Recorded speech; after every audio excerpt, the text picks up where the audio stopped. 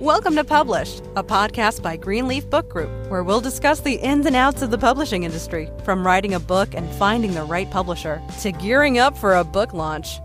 And now, here's your host, Greenleaf Book Group CEO, Tanya Hall. Welcome back to a very special episode of Published. Since the Published by Greenleaf Book Group podcast began in 2017, I have interviewed one expert in the publishing industry every single month. Over that time, we've educated and empowered thousands of authors at all levels of experience to hone their craft and navigate the world of publishing with confidence. Today is a milestone, our 100th episode. To mark the occasion, we're flipping the script. I'll be in the hot seat today as the guest while our podcast producer, Madison Johnson, interviews me about my experience in every role as a CEO, an author, and a podcaster. We'll take a look back at successes, lessons learned, and how the industry as a whole continues to change.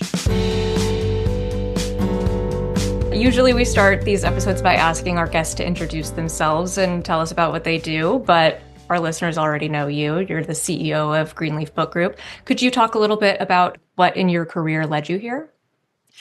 Of course. Yeah, we often joke that I've done it backwards because usually people go from publishing into television, and I did the opposite. So my background, I grew up in Southern California, and I worked in the world of entertainment TV news for some time. And that might sound glamorous and like a lot of fun, but it's actually a very stressful lifestyle. I worked for Extra and cable networks. And then at that time, they were also launching the Style channel, which was a lot of fun. But when I had my daughters, I realized that I just didn't want to raise them in Los Angeles and started looking at other places. Austin was kind of popping up as the cool place to be. And I had some friends that had moved out to Kerrville, and they insisted I come check out Austin, and I fell in love. This was 2004. There wasn't a lot of traffic back then. It was April, so the weather was perfect.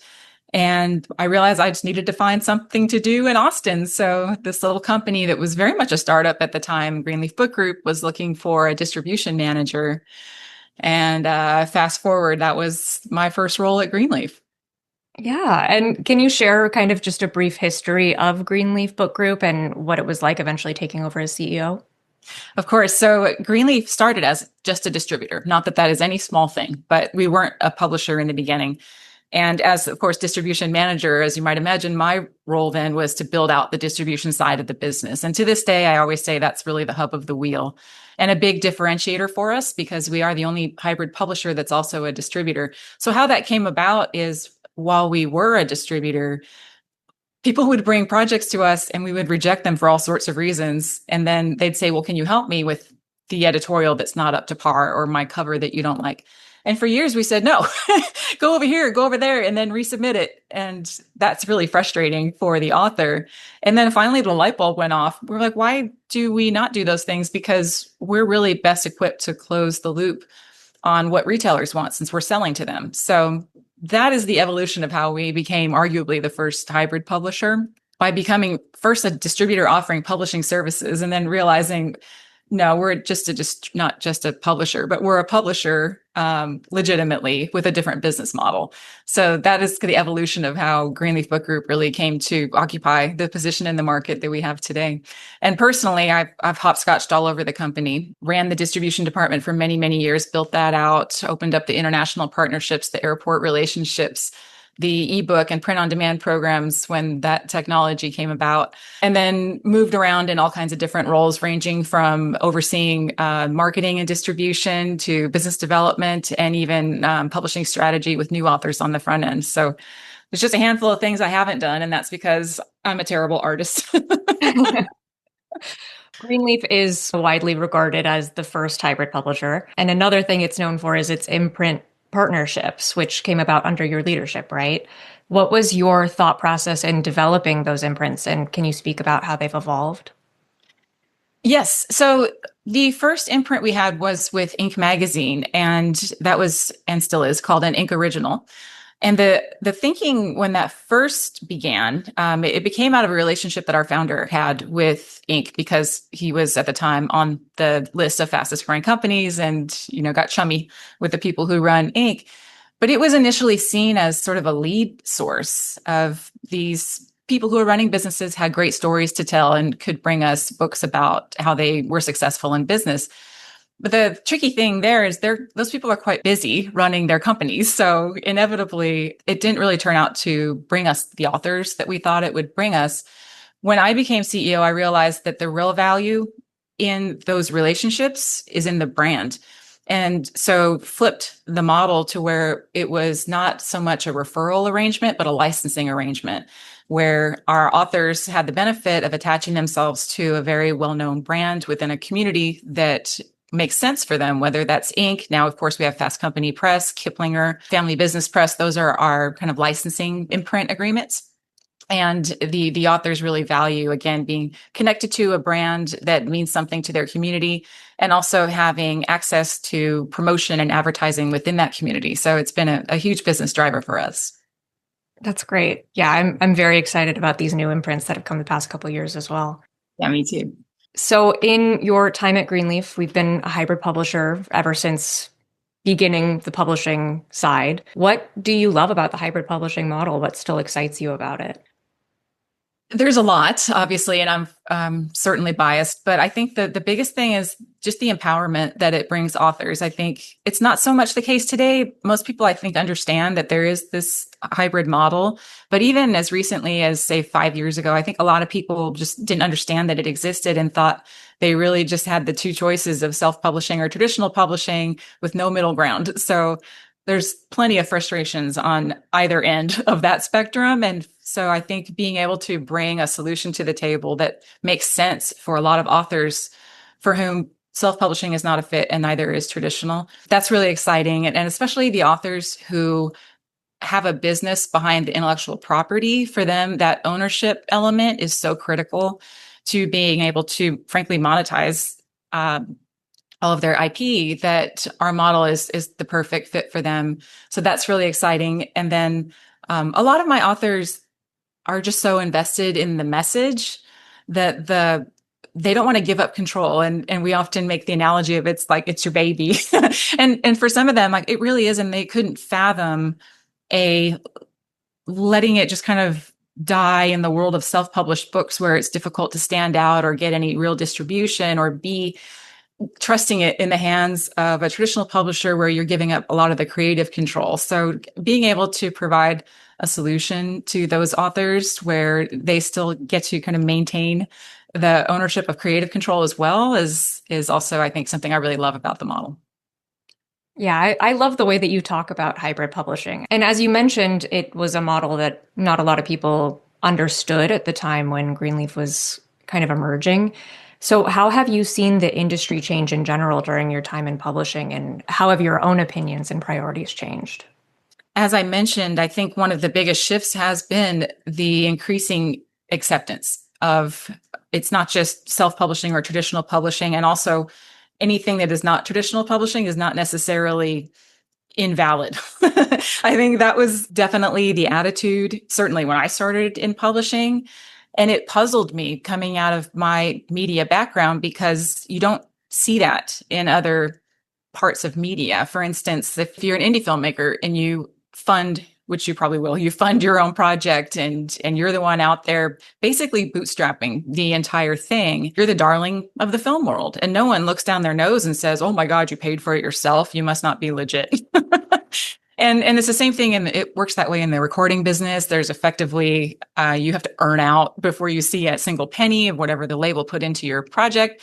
So it's never treated in other parts of the media the way it is in publishing, this like legacy thinking of, if you frankly had the confidence to pay for your own project, you're not legitimate. Like, it doesn't even make sense.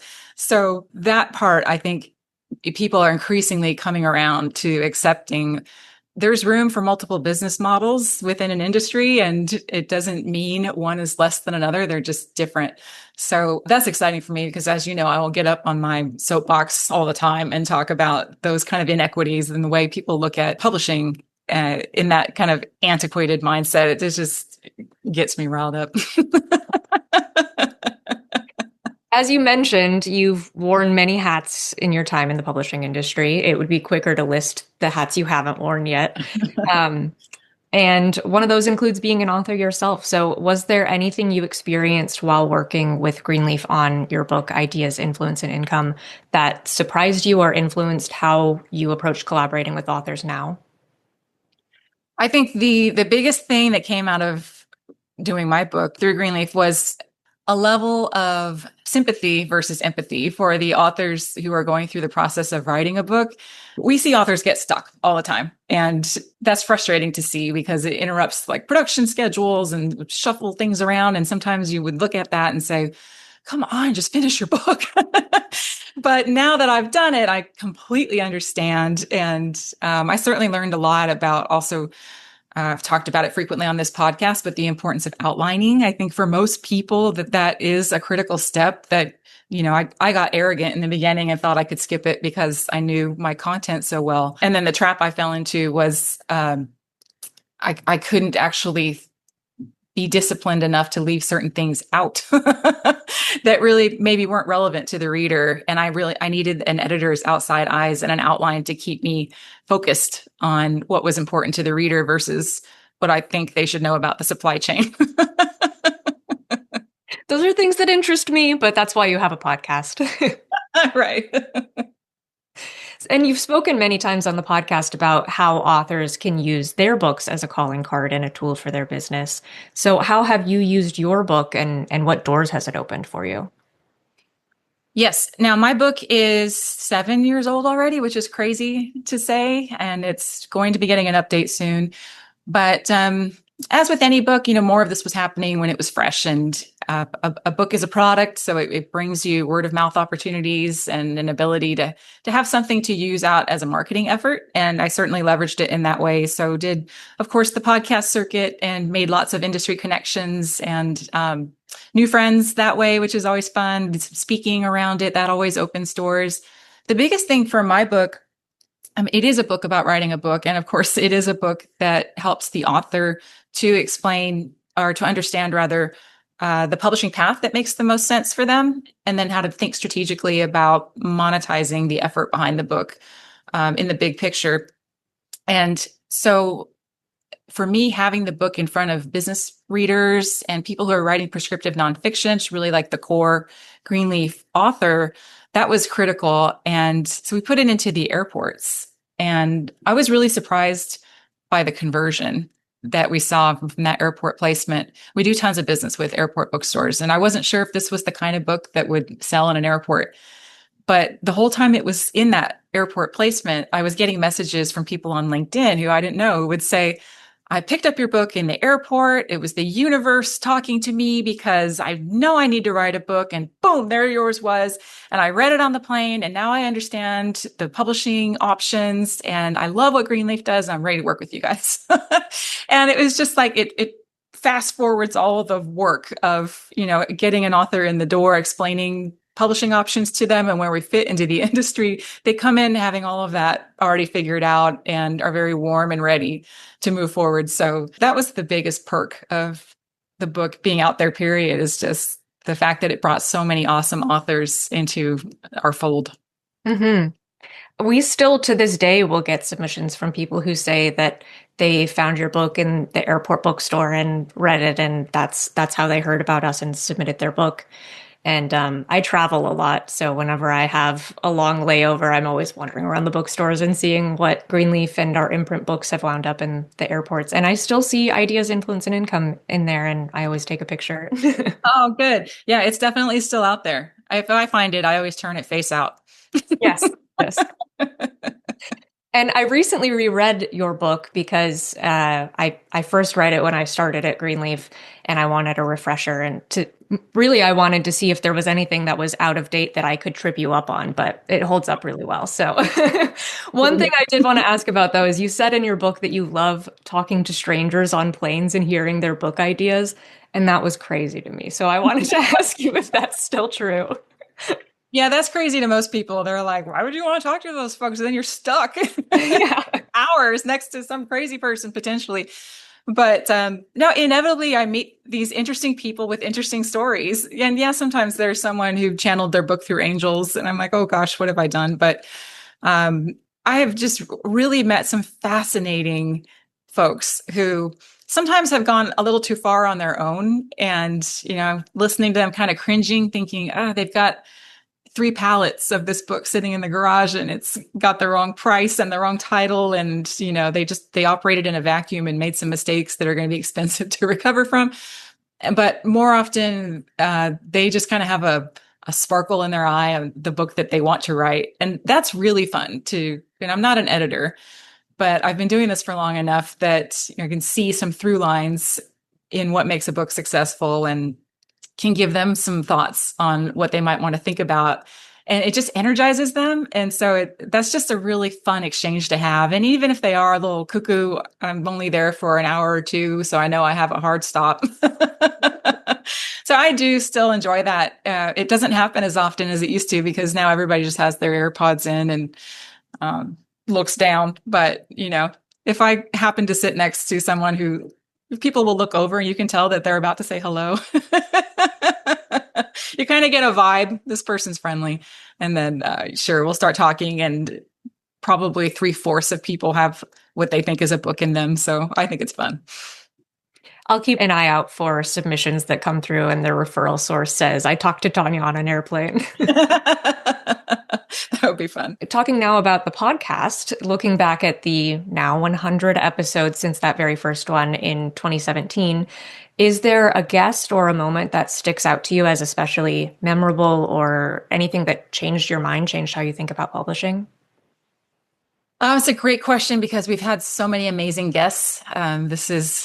Let's see, the podcast came out a little bit before my book, so it's 8 years old, and that's a long time to have been talking to one person a month for the most part. But I think one that I personally really enjoyed was Cal Hunter from Barnes & Noble. I thought he did such a wonderful job encouraging listeners to step back and think about bookselling from a bookseller's perspective versus from the author's perspective, and understanding what their decision points are. And his attitude is very much help me help you. And he just said so many interesting things during his podcast that I think are really critical for an author to know on the front end, so they can be thinking about how to best set themselves up for bookstore success and what's realistic and what isn't. So that one stands out for me. Mm. I believe he retired last year, which is a shame. I mean, a well-earned retirement, but it always stinks to lose great people who are working at bookstores. I know. Yeah, you're right. He's no longer at that location. Barnes & Noble Fifth Avenue has an amazing team that we still work with. And I'm in touch with Cal still, but yeah, he's brilliant. Mm-hmm. And you've mentioned on the podcast before that you'd someday like to do an episode entirely on the subject of failure. So I was curious if you have any fail stories that you'd like to share today. Well, the thinking there was that we would bring on other people to talk about their failures. I'm not going to sit here and dish on all failures, but I'll talk about my own for sure. And I've mentioned this on the podcast as well in the past, where it's a trap I see authors fall into a lot. And I did myself fall into this trap when I wrote my book, which is this idea of magical thinking, I call it. So you do something like writing a book, which is hard, and you do it with the best intentions of helping your readers. And that feels like a good thing that you're putting into the world. And the trap I'm talking about is this notion, once you've done that, okay, I did this good thing. And because I did the good thing, the universe rewards people who do good things, and sit back and watch the magic happen. And of all people, I know better. And I literally write about that in my book. And I still did it when it came out. I kind of pumped the brakes when I was able to take a deep breath and say the manuscript is done, and then slapped myself in the face and said, are you kidding me? The work is just getting started. I know that. So I think it's frankly a fail that I still see quite often, where everybody tends to underestimate how difficult it really is to build your author platform, to really develop that audience that's ready to receive your message. You can't start 3 months before the book comes out, and you can't really just kind of do it as a passing, I'll fiddle with it when I have time. Like, it really takes a plan, probably a team. And it's a heavy lift. And I know that sounds scary to a lot of people, but it's the truth. It's a very competitive business. So most of the fails would revolve around that, underestimating how difficult that work is, and then rushing it. That's the other thing we see all the time. I get it. You worked so hard on your book. That probably took a long time and you want it out yesterday when it's finally done. But there's just so much strategy that should be taking place on the front end that inevitably rushing it results in something negative. So I don't recommend that. And it's still a fail that I see quite often for various reasons. Often because someone has content oriented around AI these days. I understand why that needs to get out yesterday, but at the same time, it's your brand and it's important that we do it right. Right. You can do it fast or you can do it right. Right. As we always say. So looking ahead now, what do you hope to see in the future of publishing? And is there anything that Greenleaf is doing to prepare for those changes? I think more of what we're seeing now, an increasing acceptance of other business models within publishing is only going to serve authors, by giving them more choices. So I'd love to see us continue to move in that direction and retire from the legacy thinking that I was talking about earlier. I think that's exciting. And then the imprint partnerships that you mentioned earlier, these kind of collaborations with major brands that help an author connect with their community. That's really exciting to me. And I think something that's really at the heart of what we're here to do at Greenleaf. I say, whether it happens in a bookstore or outside of a bookstore, if we're connecting our author with an audience, that's our purpose. And so what does that look like going forward? Does it mean that we're doing things with TikTok or other channels where we know there's a community of book lovers? Maybe. So those are interesting and fun channels to think about that are very different than how we operate today, but that excite me at the same time. Mm-hmm. So this podcast has been a resource for thousands of authors for years now. So this is maybe a bit of a moot question, but is there any additional advice that you'd like to share for authors listening? Anything that you wish everybody knew? Well, all of that is in my book, Ideas, Influence, and Income. It really is. I tell people there's a little bit that I took out because it would bore you to tears and it relates to distribution. But I sometimes have to go back and reread my own book to remind myself of what I knew 5 years ago. So there really is so much in there. It's meant to be a reference tool that you take down and look back at again and again, just like I personally do. So it's designed to be helpful. And I hope that it is helpful for people, especially for nonfiction, as they're beginning their publishing journey. And then, frankly, the Learning Center on our website at greenleafbookgroup.com is so robust. I mean, it's literally 20 years of regular contributions from our team about everything from writing your outline to working through the editorial manuscript development process to printing to marketing to distribution and branding. There's so much good stuff there. And so spend some time kind of searching through it, and who knows what you'll stumble on, but there's tons. If you're looking for something specific, you'll probably find it there. Mm-hmm. I will co-sign that. Those are still Learning Center articles are coming out every month. So subscribe to the Greenleaf newsletter to get updates. Absolutely. Well said. Any other parting thoughts? I just want to thank our listeners. This has been such fun to do for the last several years, 8, several. And I was thinking about this morning. It was Sandy Smith over at Smith Publicity who deserves the shout out for putting the bug in my ear to begin with, that we should be doing a podcast because they have one and had done quite well for them. And she said, Tanya, you should do one. And so I did. So thank you, Sandy. But really, thanks to the listeners, people who give us ideas for episodes and feedback. Always appreciated. Tell a friend. We really mean for it to be a resource that's helpful. And I hope that it's been that. And then, of course, thank you, Mads, and all of the past podcast producers for all of your help. It's a lot of hard work to get these episodes put together. It doesn't go unnoticed. So I appreciate it. Oh, thank you. That's all for the special 100th episode of Published by Greenleaf Book Group. For more information, please visit greenleafbookgroup.com/episode 100. You can also find advice for writing, publishing, and promoting your work in my book, Ideas, Influence, and Income, which you can learn more about at ideasinfluenceandincome.com. With this milestone published, we'll be taking a brief hiatus, but we will be back before you know it. And in the meantime, please visit greenleafbookgroup.com to connect with us.